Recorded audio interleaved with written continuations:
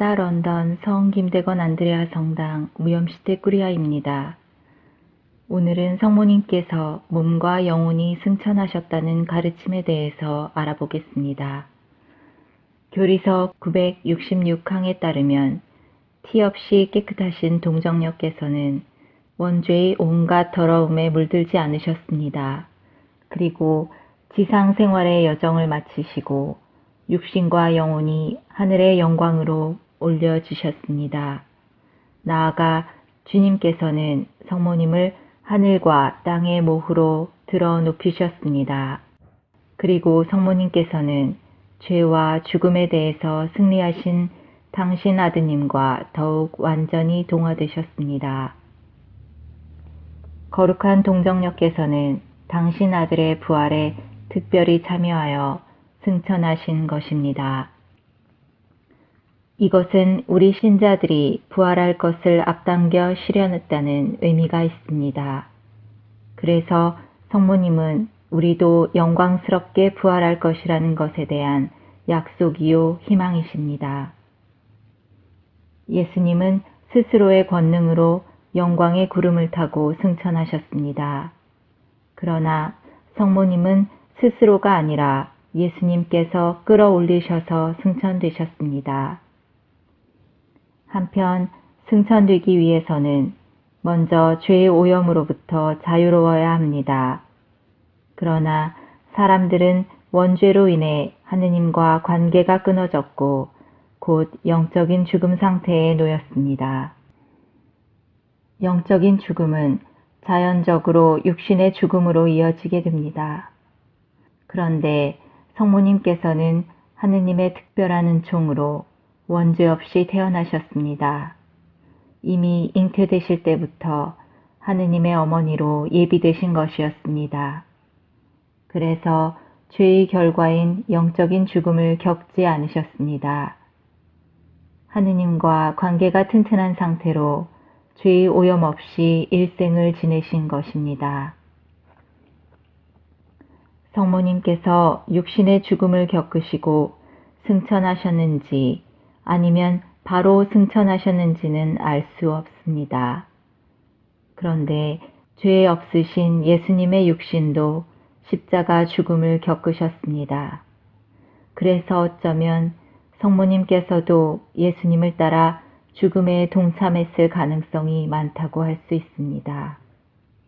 다만 가톨릭 교회는 성모님께서 육신의 죽음을 겪으셨더라도 육신이 부패하지 않으셨다고 믿고 있습니다. 왜냐하면 육신의 부패는 영적인 죽음과 죄의 결과이기 때문입니다.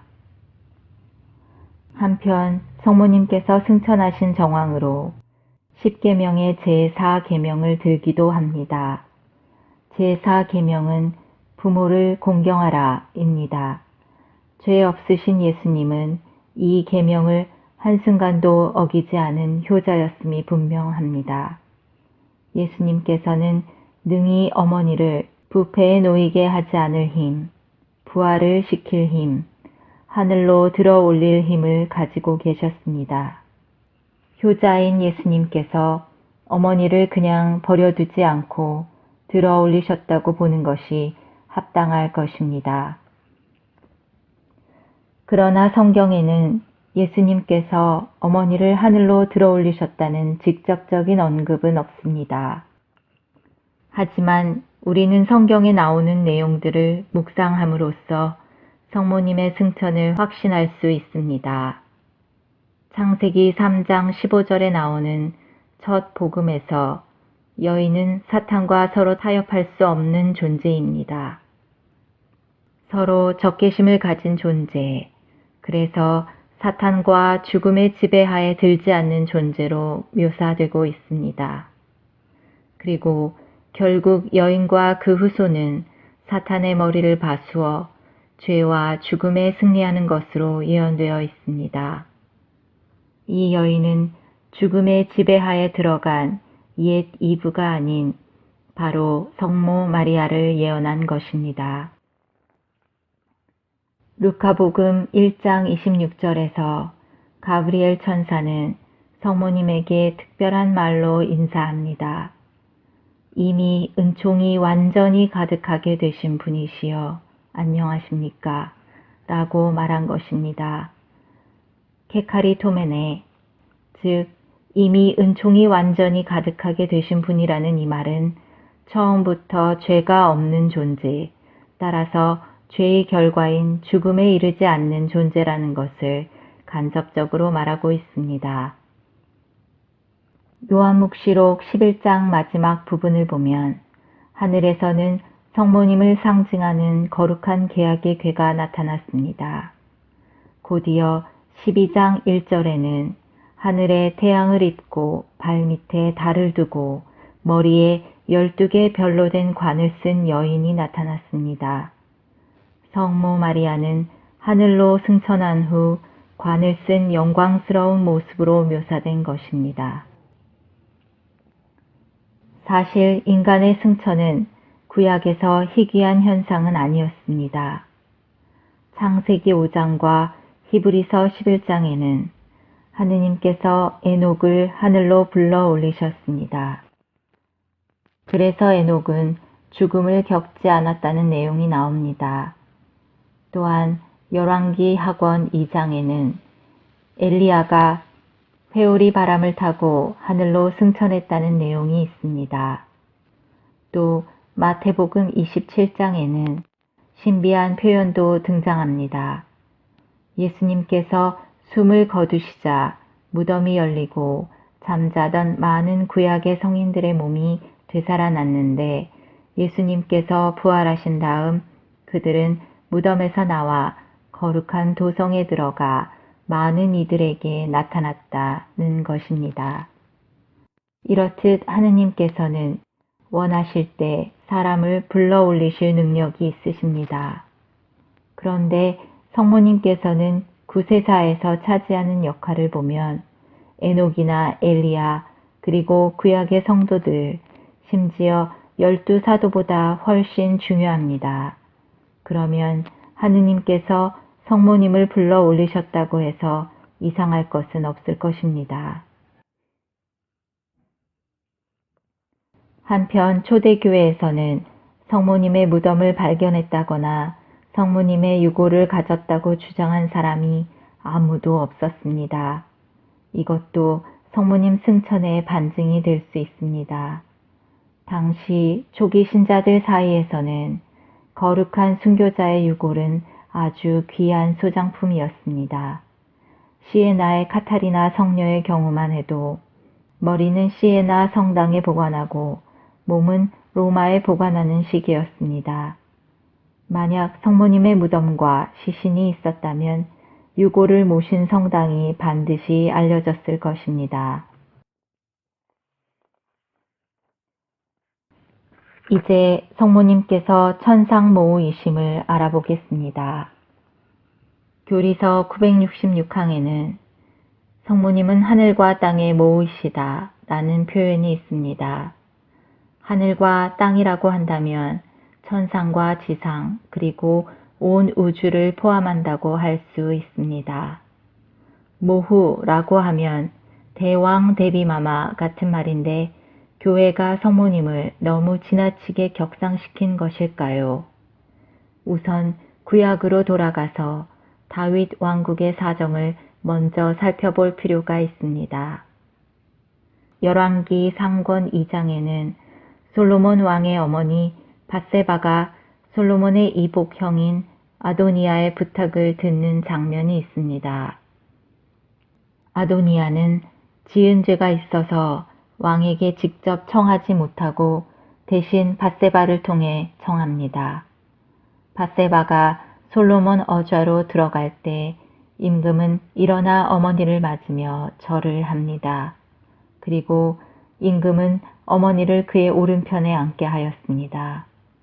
밧세바는 청이 있으니 거절하지 마시오 라고 하였고 임금은 거절하지 않겠습니다 라고 대답했습니다.